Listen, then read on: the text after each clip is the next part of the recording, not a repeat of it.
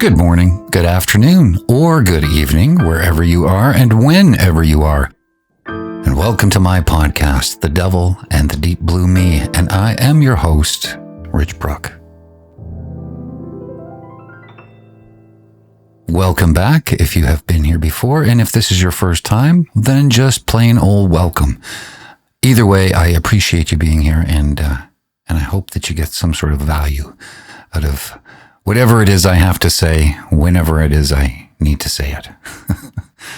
So up till now, we've been talking a lot about relationships and all the messy human stuff. But this week, I want to kind of pivot a bit to something that impacts our goals and our careers and even how we see ourselves. It's about the myth of effortless success.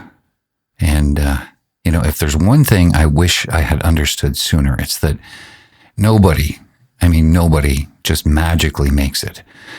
It's usually a lot of sweat, tears, and a whole lot of showing up when you don't really feel like it. But you know how it goes. You're doom scrolling or you're watching a documentary and you see someone who just seems to have arrived. They've got a huge following. They've got sold out shows, the perfect life. And the narrative is always so slick and so effortless. Like they just woke up one day and had a brilliant idea and poof, instant success. And as a musician, I see it constantly. The overnight sensation who just miraculously sells millions, or the guitarist who seems to shred without any effort whatsoever, or that singer that just naturally hits those notes perfectly every single time. And when I was younger, I totally bought into that. I genuinely thought that if I just had the talent or the big break or the right song, everything would just fall into place. Hard work was necessary, sure, but there was this underlying belief that true genius just flows without any struggle. And that if I wasn't effortlessly brilliant, then maybe I just wasn't good enough. That was a really insidious thought pattern, and it led to a lot of frustration and a lot of self-doubt. I think part of it is how we consume media, actually. We only see the polished final product, the highlight reel. We don't see the years of terrible gigs, the rejected songs, the financial struggles, the doubt, the endless hours alone in a room practicing. We don't see the 10,000 hours rule action. And because we don't see the grind, we assume it doesn't exist. And that's the myth. It can be incredibly debilitating if you let it get into your head. My entire journey in music has been a slow, incremental climb punctuated by plenty of face plants.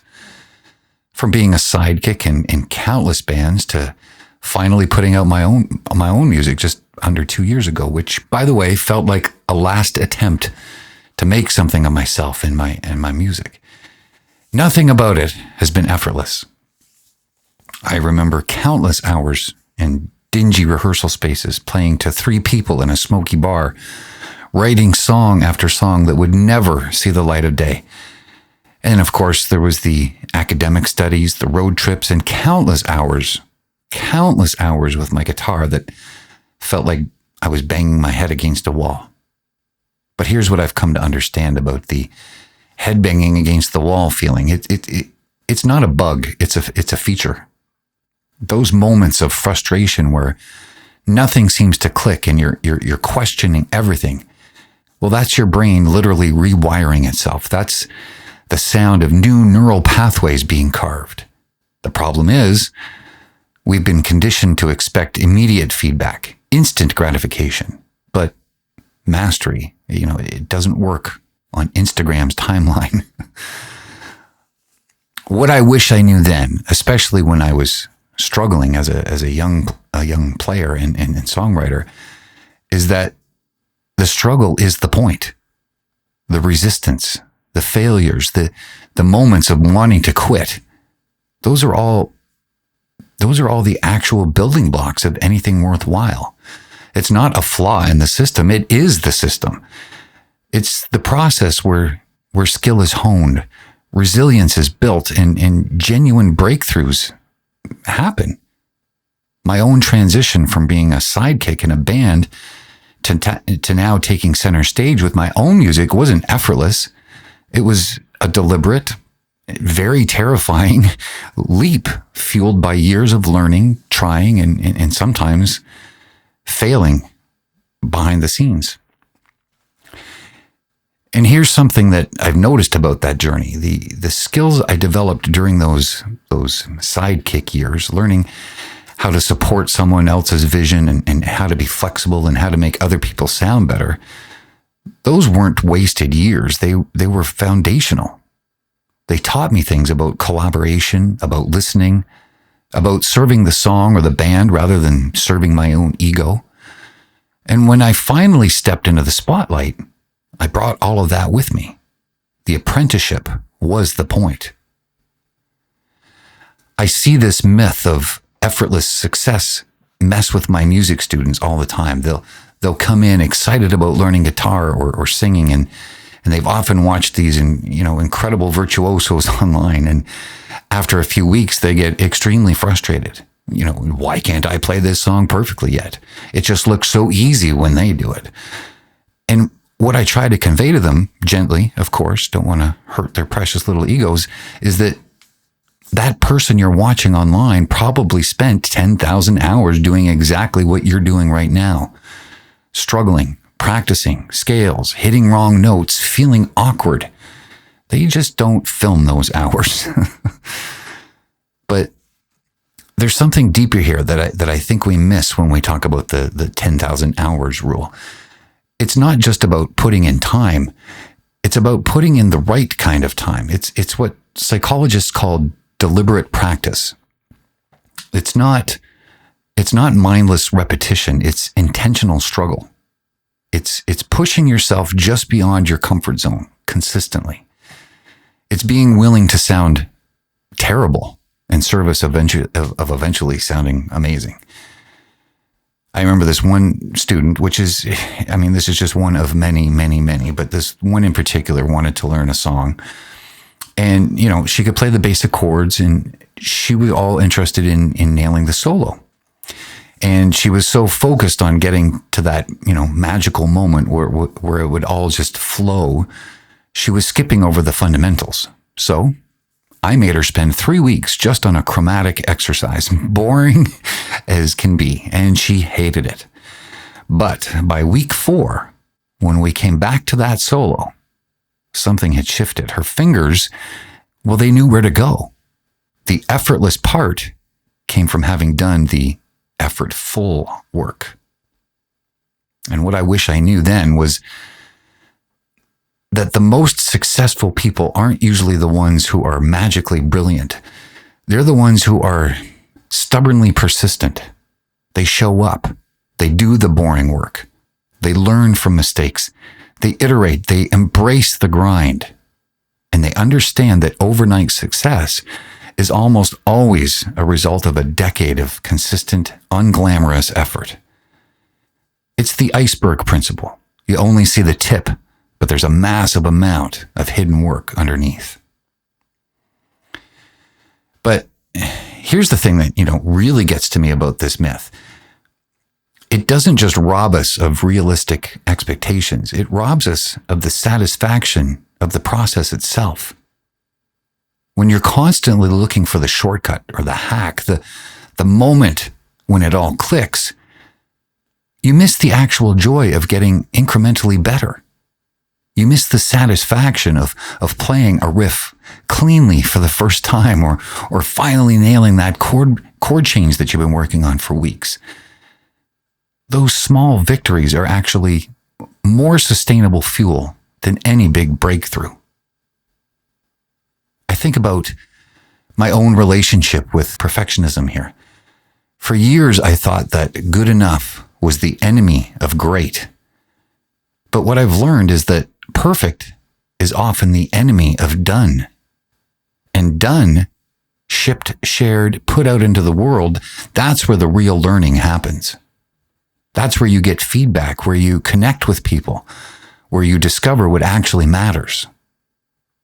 So, My reflection on this is simple. Don't fall for the myth of effortless success. Embrace the grind. Embrace the failures. Celebrate the small incremental improvements, because those are the real signs of progress, and they lead to a much, much more satisfying, hard-earned success than anything than just magically appearing. And maybe more importantly, they lead to a sustainable relationship with your craft, whatever it is, where the work itself becomes the reward, not just the end result. All right. So now then, time for a little enrichment. Speaking of things that take a lot of unseen effort, here are some facts that might just blow your mind, or at least, make you appreciate the quiet grind. So did you know that it takes a single honeybee its entire life to produce about 1/12 of a teaspoon of honey? So talk about an incredible amount of tiny, cumulative effort for something so sweet. The average person will spend about 25 years of their life sleeping. Well, that's a whole lot of unconscious effort towards staying alive and recharging. The oldest known living organism on Earth is a bristlecone pine tree named Methuselah, which is over 4,800 years old. And you know what? It's not effortlessly old. It's just stubbornly persisted through millennia of weather and change. And finally, to get to space, a rocket actually spends most of its fuel in the first few minutes of flight, fighting the Earth's gravity and atmosphere. So that effortless-looking glide is just the result of a massive initial struggle. So success is often front-loaded with the most difficult work. So you see, everything worth anything has a hidden cost of effort. Even nature understands the grind. Okay, and finally, a little music check-in. This week, I've been wrestling with a new riff, a new rockin' riff that really feels powerful, but it's taken a lot of repetition to get it right. It's got this kind of driving, persistent rhythm, and I'm calling it the daily grind for now. It's not pretty, and all the time, it's raw and it's repetitive, but I think it's that repetition that's making it stick. So it's a good reminder that sometimes the most impactful parts of a song or anything in life aren't the flashy bits, but the solid, consistent rhythm underneath it all. That's certainly been true for my own journey, and as a musician and as someone who's only been taking center stage with his own music for a couple of years.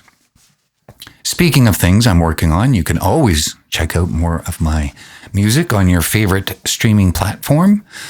And I do hope you get a chance to, and I do hope that you find something that you like. And if you don't, well, I'll keep trying, and maybe I'll nail it one of these days. So the myth of effortless success. The big wish I knew here is that you don't need to be an overnight sensation. You just need to be consistently persistent. Embrace the slow burn, the messy middle, the unglamorous work. That's where the real magic happens. And it's a hell of a lot more satisfying when you actually get there.